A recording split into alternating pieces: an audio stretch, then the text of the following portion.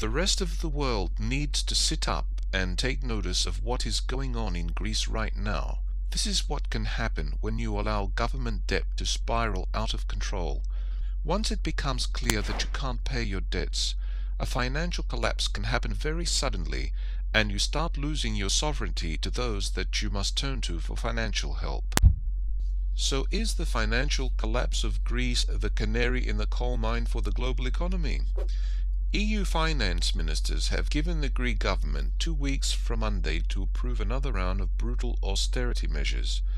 If the austerity measures are not approved, Greece will not receive the next bailout installment of 12 billion euros. If that happens, the whole globe better buckle up because it's going to get crazy. July 3rd is the deadline. Basically, the EU has put a gun to the head of the Greek government. Without this bailout money, Greece will default and economic hell will break loose all across the country. It is important to keep in mind that this is just the first Greek bailout that we are talking about.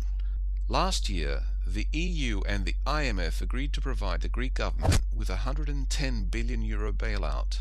The current 12 billion euro installment is part of that package. Sadly, it has become apparent that the first bailout is not going to be nearly enough for Greece. A second bailout, which will be the same size or even larger, is already being discussed.